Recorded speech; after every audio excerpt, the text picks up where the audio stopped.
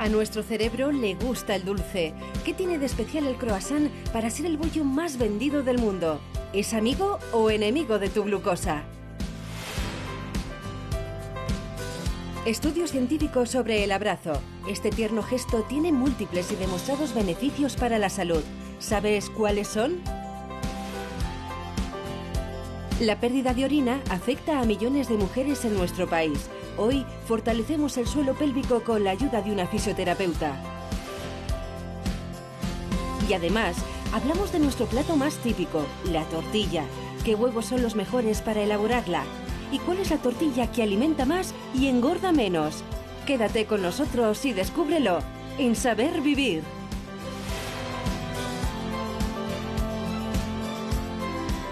¿Qué tal? Muy buenos días. Es viernes, es final de semana y ojalá lo fuera también de los virus. Es verdad que está bajando la incidencia de la gripe, hay menos epidemia ahora mismo, pero este año se ha cobrado ya más vidas que el año pasado, Luis. Exactamente, el año pasado fueron aproximadamente 421 las muertes atribuidas a la gripe, este año ya llevamos 472 a fecha de hoy.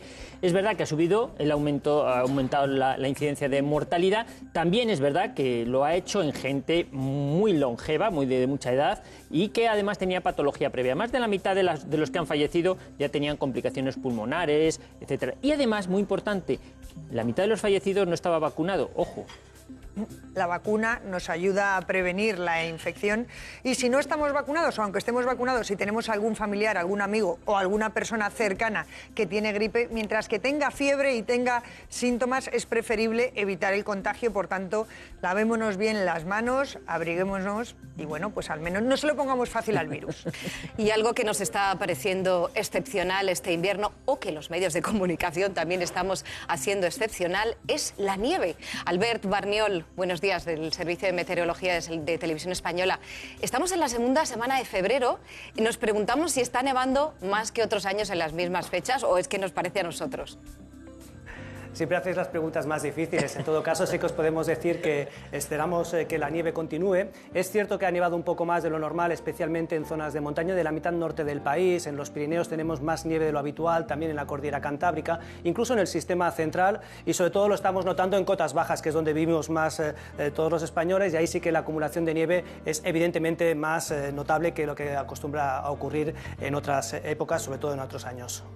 Albert, ¿y qué nos espera este fin de semana en cuanto a temperaturas mínimas y en cuanto a nieve?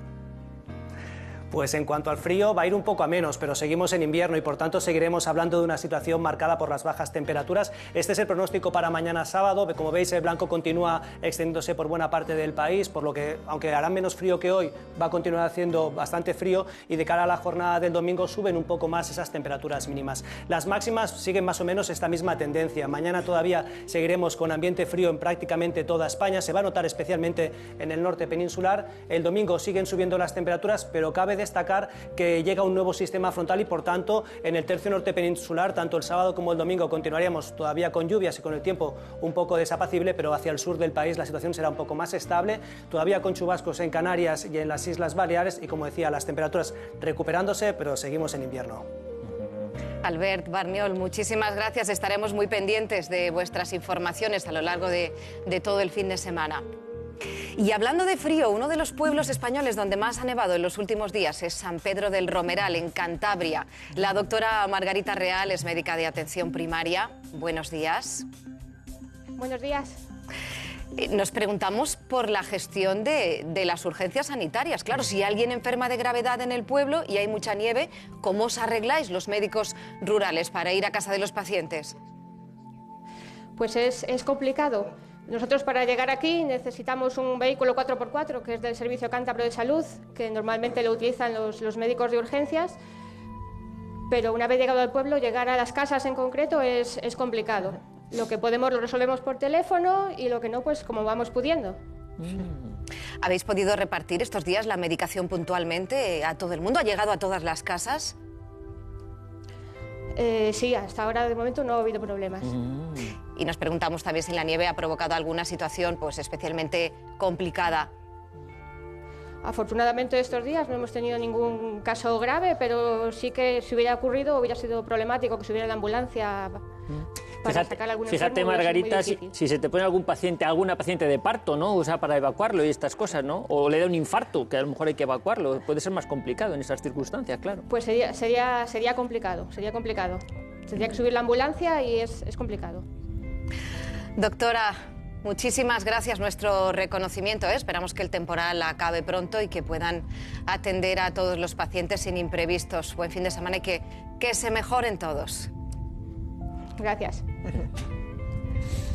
Bueno, y en casa yo no sé si les pasa o es algo que nos pasa solo a algunos, pero cuando hay más frío, pues nos apetece algo más dulce. Yo no sé si esto tiene alguna base científica. Claro que la tiene, Menos mal. Vamos a ver. Cuando hace falta energía, ¿qué pensamos? Más madera, como lo de los hermanos más, ¿no? ¿Y qué necesita el cerebro? Necesita azúcar, que es lo que primero te llama. Si no, empiezas a decir más tonterías de las habituales.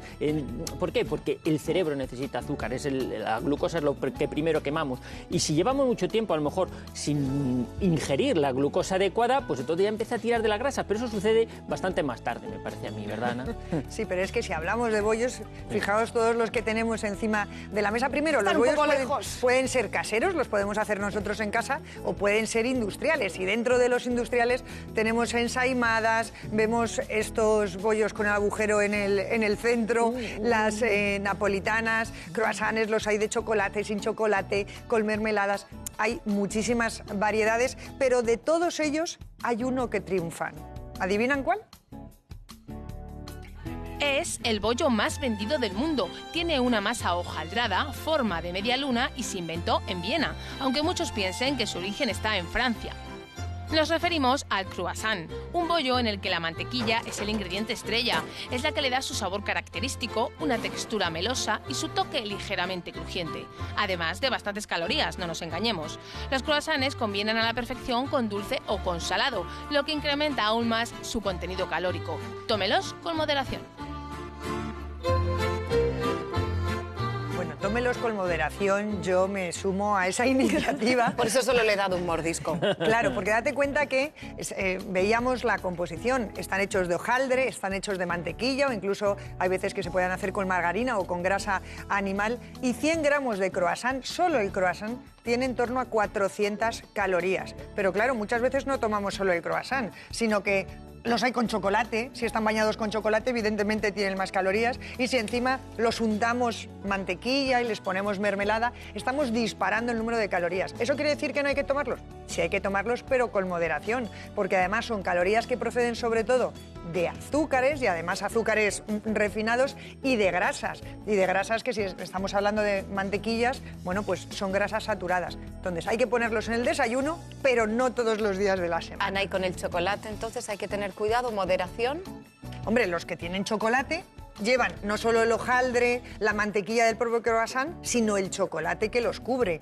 Entonces, todo con moderación, sin ningún problema. Yo también como croissants de chocolate, ¿eh? Sí, eso nos gusta. Sí, pero si la nutricionista se los come... Integrales, seguro que Ana se los come integrales. Porque también o con vegetales. También los hay integrales. Bueno, en cualquier caso, sobre todo lo que has comentado, las calorías. A veces comemos demasiado, tenemos más glucosa de la que necesitamos y esto también puede ser un problema, sobre todo para los diabéticos, que siempre tienen mucha glucosa en la sangre y sin embargo están muertos de hambre porque no meten la glucosa dentro de la célula, que es donde hace falta. O sea que por si acaso, vigílate la glucosa, la glucemia. De patatas, de verduras, baja en grasa, rellenas, light. Hay tantas variedades de tortilla de patatas como gustos, pero ¿qué aporta a nuestro organismo? Hoy en Saber Vivir, la tortilla de patatas. Nuestro siguiente tema es aún más dulce que los croissants, pero también más saludable. Hablamos de los abrazos. Ana, ¿qué beneficio tiene abrazar? A mí me encanta dar abrazos. Tú lo sabes, que a mí me encanta dar abrazos. Y la verdad es que se ha demostrado que los abrazos, las caricias, los besos, es que pueden hacer disminuir la presión arterial, disminuir el azúcar, hacer que los latidos cardíacos disminuyan y vaya el corazón más acompasado. Por tanto, son todo beneficios físicos el ser cariñoso. Fíjese, lo último que se ha descubierto. Para beneficiarnos de todas estas ventajas, no solo importa cuántos abrazos damos, también cómo los damos. Atentos a esto. Somos seres sociales y nuestras relaciones con los demás se basan en emociones y sentimientos. ¿Y cómo se reflejan? Pues con gestos, por ejemplo, los abrazos. Son una muestra de cariño y afecto y se pueden dar en los buenos y en los malos momentos. Pero ¿se ha fijado alguna vez por qué lado suele abrazar? Según un estudio de la Universidad Alemana de Ruhr, los abrazos que se dan por el lado derecho suelen mostrar emociones positivas, reencuentros, alegría, felicitaciones. Por el contrario, instintivamente abrazamos por el lado izquierdo para exteriorizar emociones negativas, despedidas, pésames. Al parecer se debe a que el hemisferio derecho del cerebro controla el lado izquierdo del cuerpo, que es el que gestiona los sentimientos positivos. Hablamos de sentimientos con una experta, psicóloga clínica y escritora, Silvia Álava. Buenos días. Hola, buenos días. Muchísimas gracias por acompañarnos. Es muy contemporáneo esto de mandarnos mensajes con muchos abrazos, muchos besos. Pero ¿y en la vida real y en el contacto? ¿Realmente nos abrazamos y nos besamos o se está perdiendo ese contacto físico? Yo creo que nos es mucho más fácil mandar el mensajito con el venga, un abrazo, ¿no? El emoticono así con las caritas ahí sonrientes, que luego el llegar, el darte un abrazo, el darte un beso, ese gesto cariñoso, porque no solamente es el abrazo, es la caricia, es el beso, y es que esos tienen unos beneficios, bueno, ya nos los habéis contado, impresionantes y nos hace sentirnos fenomenal. Pero ¿por qué nos cuesta ese contacto físico? Porque parece que hemos mejorado por lo menos en el oral. En el oral sí, pero yo creo que hay muchas veces que nos cuesta. Hay determinadas personas, sobre todo, que eso de sentir que invaden su espacio vital, en ocasiones, ¿qué es lo que pasa? Que ya ese espacio más próximo solamente dejamos entrar a la gente que es muy, muy próxima. O si no, ya es cuando estamos en un estado de ánimo más bajito, que es como estás más bajo de defensa, y dices, bueno, ahora ya dejo que me abracen porque sé que esto va a ser positivo, porque me va a inyectar muchas veces esa inyección, ¿no?, de energía ahí positiva y me va a ayudar a subir un poquito el estado de ánimo. Yo creo, Silvia, que hay una barrera psicológica, que es lo que tú dices. O sea, no quiero que entre en mi entorno, pero es que con un abrazo ya te está entrando dentro del alma. Hay un beneficio psicológico. Hay un beneficio psicológico que además no solamente es para la persona a la que están abrazando, sino el que abraza también tiene ese beneficio psicológico. Tú a una persona le puedes llegar y le puedes decir, te entiendo, sé lo que te está pasando, pero cuando le abrazas, cuando hay una caricia, cuando se lo dices así y hay ese contacto físico, muchas veces ya no hace falta decirlo porque lo sientes.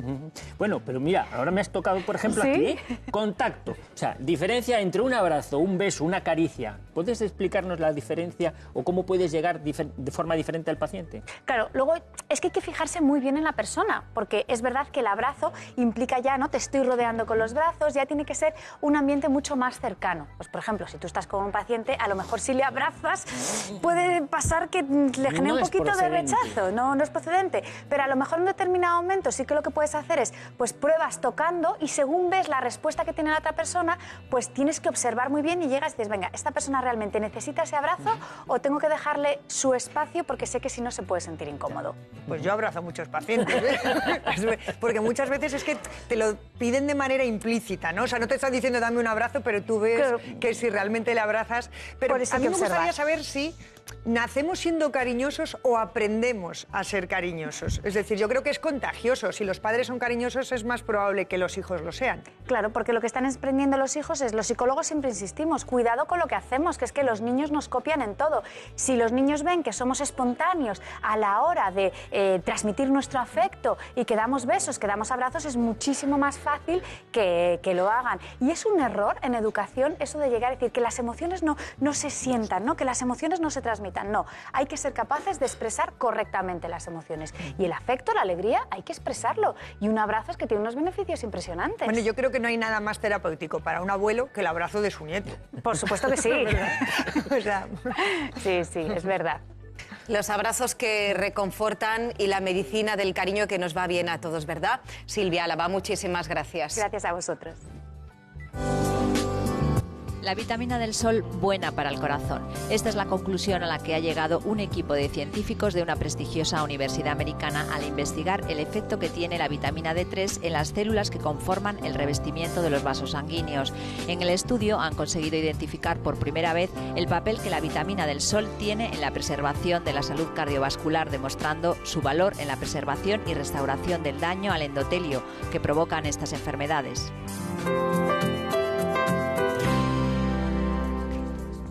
Luis, te voy a preguntar qué tienen en común estas acciones, la de saltar, toser, correr, porque todas implican a una parte del cuerpo. Efectivamente, todas esas acciones que has dicho y otras más aumentan la presión dentro del abdomen, mira, cuando andamos estreñidos, todo es presión que se acumula en el abdomen, y esa presión, por ejemplo, lo que tú comentabas, al toser, no te digo nada al estornudar, al reír, al saltar, al coger peso, todas esas acciones van a hacer que haya un aumento de presión que tiende a escaparse ¿hacia dónde? Hacia abajo de la bolsa, hacia el suelo pélvico. El suelo pélvico, si está débil, pues pueden haber pérdidas urinarias, pérdidas incluso de defecación.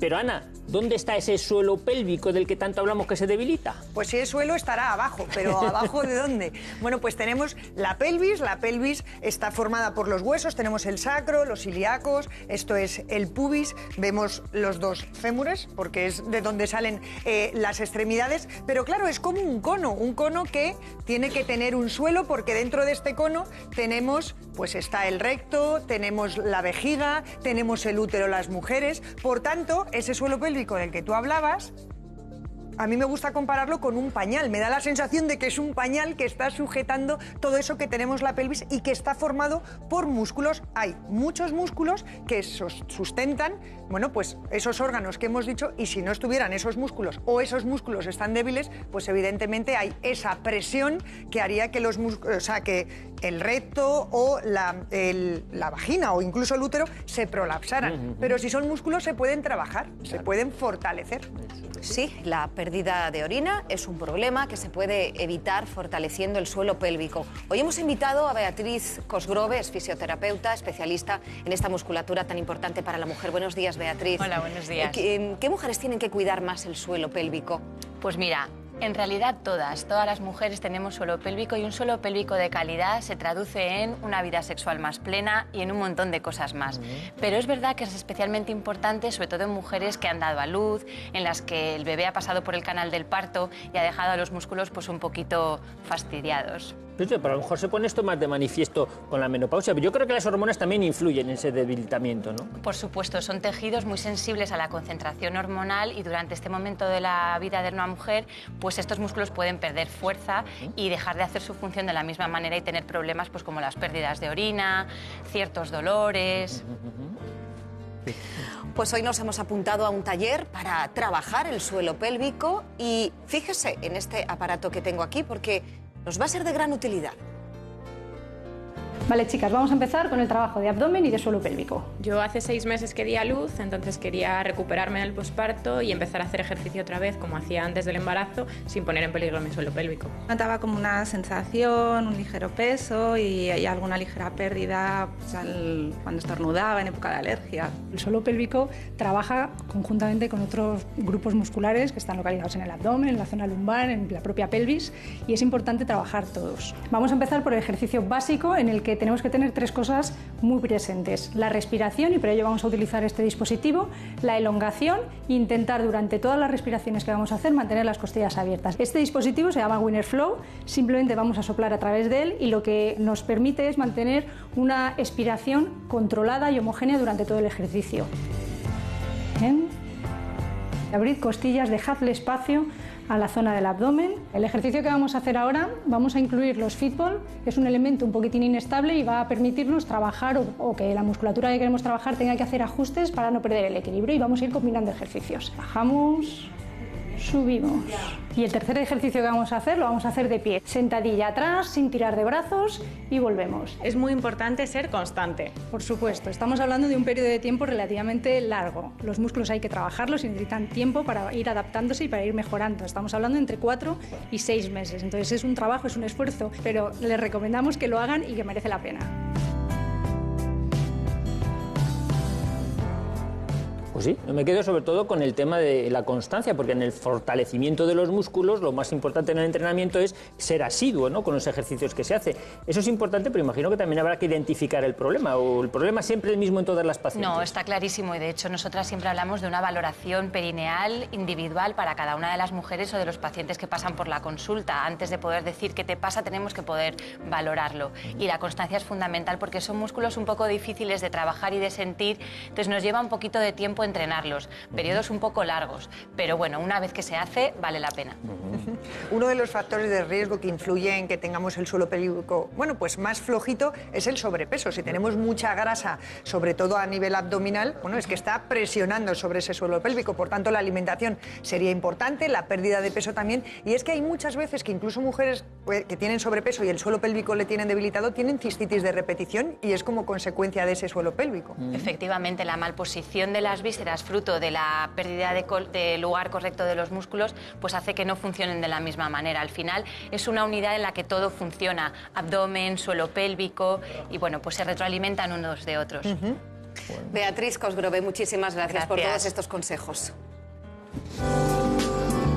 Permanecer de pie durante 6 horas diarias en lugar de sentado supone para un adulto de 65 kilos evitar ganar o perder 2,5 kilos de peso al año. Se ha demostrado que los hábitos sedentarios contribuyen a la obesidad y a un mayor riesgo de padecer enfermedades cardiovasculares y diabetes.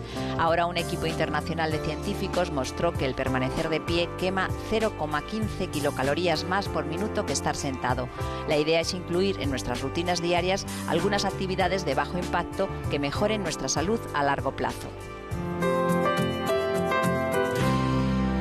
Y a esta hora de la mañana seguro que alguno de usted ya está preparado para disfrutar de una buena tortilla de patatas o quizá ya se la ha comido como aperitivo. Nos acompaña Mar Fernández, que es la directora del Instituto del Huevo. Buenos días. Hola, buenos días. Muchísimas gracias por venir.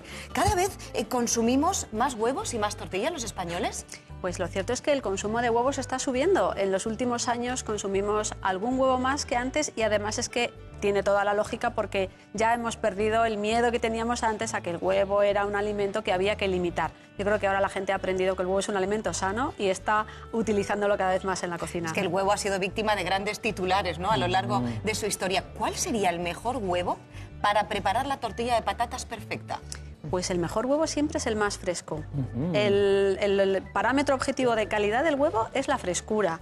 Y después ya cada uno puede escoger diferentes tipos de huevo que hay en el mercado. Pero sobre todo, si el huevo es muy fresco, nos va a dar el mejor resultado en la cocina. Y Mar, me quedaba yo, porque fíjate, cuando uno va al mercado o habla con la gente, oye hablar de una gran cantidad, una variedad enorme de huevos. Entonces, claro, a mí me gustaría que tú como experta nos aclarases algunas cosas. Por ejemplo, aquí tenemos el huevo que llamamos campero. Ajá. Hay una tortilla elaborada con huevos camperos, una tortilla sin más, tortilla de huevo. No vamos a centrar solamente a la tortilla de huevo, punto.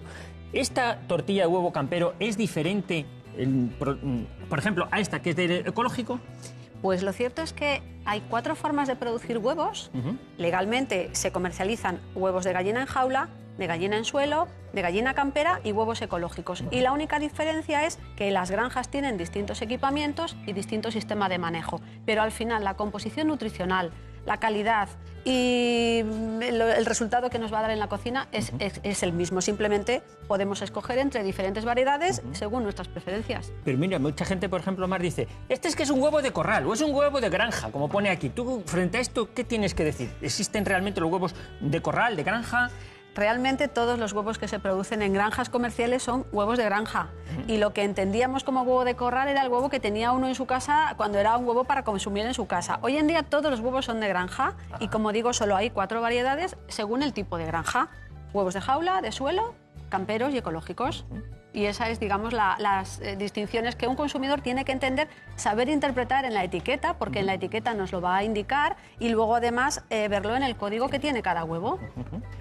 Y en cuanto a calorías, realmente son muy parecidos el ecológico o el campero, me da igual, depende del tamaño. Es decir, los huevos que se llaman M, que son en torno a 60 gramos más o menos, de 53 a 63 más o menos, tienen en torno a 75 kilocalorías cada huevo. Entonces, claro, muchas veces, ¿cuántas calorías tiene una tortilla? Bueno, pues depende de los huevos que utilicemos, porque si utilizamos los M, que tienen 75 kilocalorías cada huevo, o los XL, que tienen 115 kilocalorías. Pero también depende de la cantidad de aceite que echemos. Por cada cucharada de aceite estamos sumando 100 kilocalorías más. Entonces, sería muy variable decir cuántas calorías tiene. Pero sí que es verdad que dentro del huevo tenemos la cáscara, que sería tan solo el 10% del peso y que evidentemente termina en la basura, no nos la comemos. El 60% del peso sería la clara y el 30% del peso sería la yema.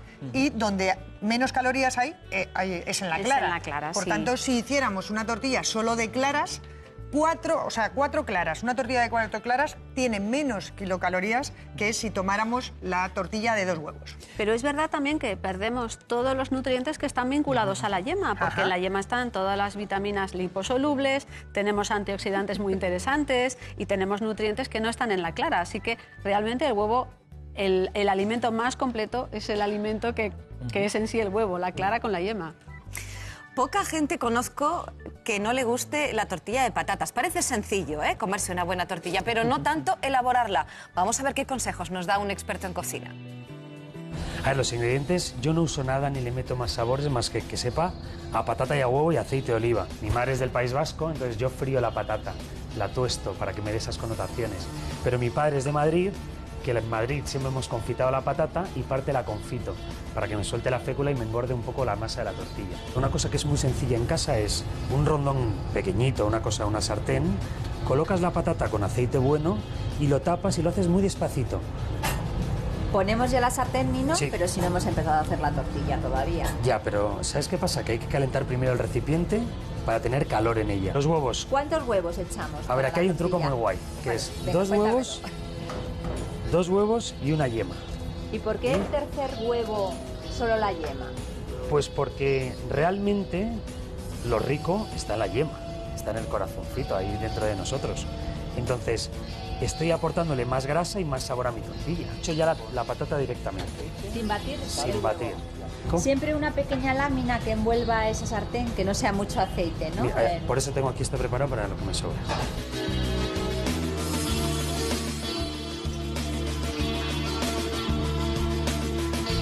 Hay que probarlo. Venga, a ver qué tal la queda. Vamos a ello. Mira qué bien se te da. Hombre, es que en casa del herrero, ya sabes, cuchillo de palo. En casa hay que hacer de todo. Pues mira, tú estás batiendo huevos normales, yo aquí ya los tengo batidos y aparentemente son iguales, pero resulta, Mar, que estos son huevos pasteurizados. Sí, cuando las industrias o cuando los restaurantes o profesionales tienen que utilizar mucha cantidad de huevo, normalmente no tienen que cascar, homogeneizar, batir, sino que directamente ya hay industrias que se han encargado de hacer la labor de cascar y de pasteurizar, que al final es como se hace con la leche. Ajá. Aplicamos calor al huevo para eliminar cualquier riesgo microbiológico, que dure más y que lo podamos consumir, pues eso, en grandes cantidades y no tener que estar cascando huevos Pero todo el tiempo. nutricionalmente prácticamente no hay diferencias. No, es exactamente lo mismo. Hombre, la ventaja del pasteurizado es que si alguien tiene que hacer algo solo con la clara, puede comprar solo clara. Si tiene que hacer algo solo con la yema, solo con la yema. Y bueno, pues hombre, te da muchas facilidades cuando utilizas grandes cantidades. Claro. Lo que decíamos antes de si hacemos una tortilla solo con la clara, es verdad que, por ejemplo, esto los deportistas lo utilizan mucho para tomar proteína, sí, pero como decíamos antes, si tomamos nuestra proteína de la clara y de la yema, que también tienen proteínas, además tenemos todas las vitaminas, la vitamina D, claro, la vitamina A, que la perderíamos solo en las claras. Y es curioso porque hay un estudio reciente que dice que, contrariamente a lo que los deportistas suelen hacer, que es tomar solo la clara, para recuperar el músculo y para poder de verdad tener un mejor aprovechamiento de esos nutrientes, es mucho mejor consumir el huevo entero que solo la clara. Así que, bueno, es un buen momento para recordárselo a toda la gente que solamente toma clara y tira la yema, que es una lástima. No, tirarla no. Claro. Mira, Mar, yo veo que esta tortilla me da la impresión de que está bastante bien cuajada, o sea, sí, que no hay líquido por medio. ¿Esto influye también a la hora de su conservación? Y más ahora a lo mejor en invierno, que parece que relajamos las normas de conservación un poquito respecto al verano. Hombre, hay que saber que el huevo es un alimento tan nutritivo que normalmente los gérmenes crecen con cierta facilidad. Así que para evitar que haya el riesgo de que crezcan gérmenes, vamos a tratar de cuajar bien la tortilla, primero. Segundo, cuando se utiliza en cualquier cocina profesional, es obligatorio, si no se va a cuajar por encima de 75 grados, hay que utilizar ovoproducto. ¿Por qué? Pues porque, lógicamente, estamos dando de comer a mucha gente y hay que procurar hacerlo con la mayor seguridad alimentaria. En nuestra casa podemos hacer la tortilla a nuestro gusto, pero si no vamos a cuajar bien el huevo, si no lo vamos a cocinar bien, tenemos que guardarlo en el frigorífico, no dejarlo más de 2 horas a temperatura ambiente, y siempre los alimentos con huevo en el frigo, bien en verano o en invierno, da igual. Mar Fernández, muchísimas gracias por habernos acompañado esta mañana en Saber Vivir. Recuerden que podemos comer de todo, pero sin abusar de la cantidad, pero que tampoco vayamos al extremo de lo contrario, de comer solo un huevo en todo el día. Bueno, quiero que se fijen ahora en Connie. Es una joven británica que es todo un ejemplo. Lleva 12 años luchando contra la anorexia. Con ella nos vamos a despedir hasta el lunes. Después se quedan con amigas y conocidas, con Berta Collado. Buen fin de semana. Es su última foto publicada en redes sociales. Este era su aspecto hace 2 años. La británica Connie Ingalls, de 22, se ha convertido en un fenómeno viral tras superar su anorexia después de 12 años de lucha. Llegó a pesar menos de 20 kilos. Ahora muestra su cuerpo con naturalidad y quiere ser un ejemplo de superación. Se siente feliz en su peso y, lo que es más importante, consigo misma.